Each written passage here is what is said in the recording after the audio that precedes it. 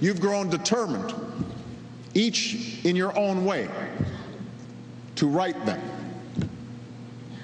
And yet one of the vexing things for those of us interested in promoting greater understanding and cooperation among people is the discovery that even bringing together persons of goodwill,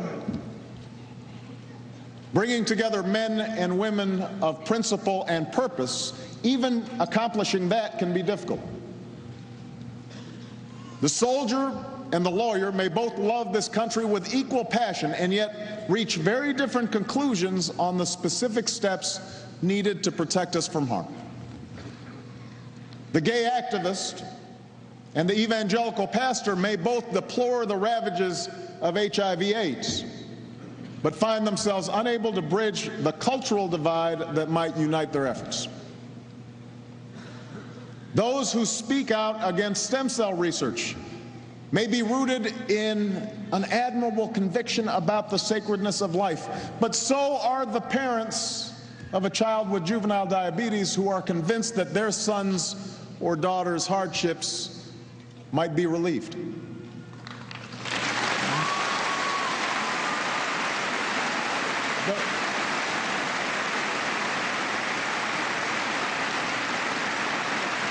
The question then is, how do we work through these conflicts?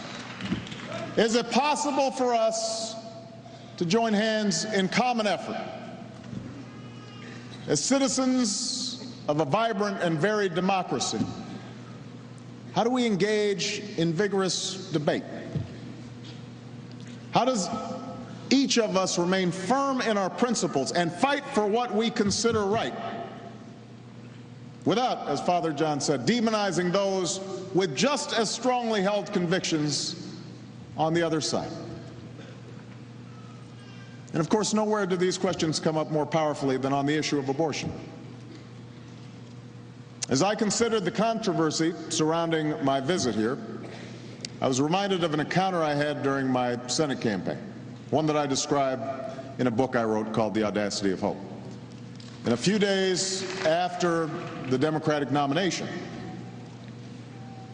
I received an email from a doctor who told me that while he voted for me in the Illinois primary, he had a serious concern that might prevent him from voting for me in the general election. He described himself as a Christian who was strongly pro-life, but that was not what was preventing him potentially from voting for me.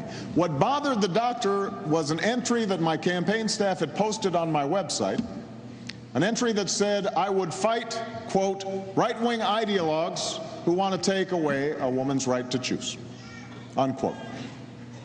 The doctor said he had assumed I was a reasonable person. He supported my policy initiatives to help the poor and to lift up our educational system, but that if I truly believed that every pro-life individual was simply an ideologue who wanted to inflict suffering on women, then I was not very reasonable.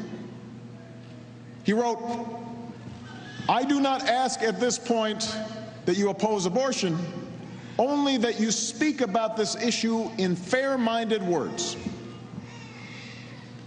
Fair-minded words. After I read the doctor's letter, I wrote back to him and I thanked him. And I didn't change my underlying position, but I did tell my staff to change the words on my website. And I said a prayer that night, that I might extend the same presumption of good faith to others that the doctor had extended to me. Because when we do that, when we open up our hearts and our minds to those who may not think precisely like we do or believe precisely what we believe, that's when we discover at least the possibility of common ground. That's when we begin to say, maybe we won't agree on abortion, but we can still agree that this heart-wrenching decision for any woman is not made casually. It has both moral and spiritual dimensions. So let us work together to reduce the number of women seeking abortions. Let's reduce unintended pregnancies.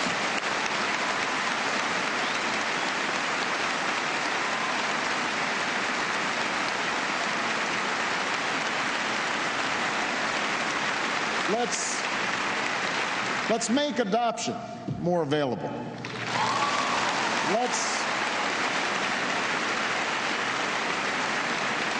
Let's provide care and support for women who do carry their children to term.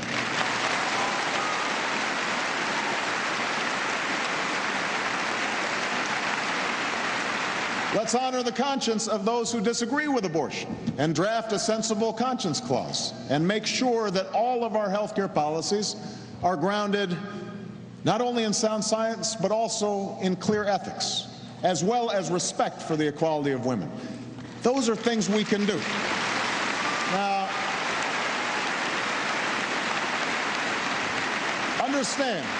understand, class of 2009, I do not suggest that the debate surrounding abortion can or should go away. Because no matter how much we may want to fudge it, indeed, while we know that the views of most Americans on the subject are complex and even contradictory, the fact is that at some level, the views of the two camps are irreconcilable. Each side will continue to make its case to the public with passion and conviction. But surely we can do so without reducing those with differing views to caricature. Open hearts, open minds, fair-minded words. It's a way of life that has always been the Notre Dame tradition. You know, Father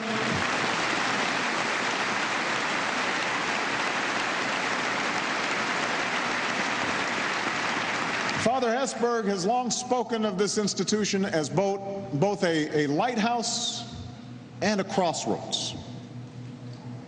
A lighthouse that stands apart, shining with the wisdom of the Catholic tradition, while the crossroads is where differences of culture and religion and conviction can coexist with friendship, civility, hospitality, and especially love. I want to join him and Father John in saying how inspired I am by the maturity and responsibility with which this class has approached the debate surrounding today's ceremony. You are an exemplar of what Notre Dame's about.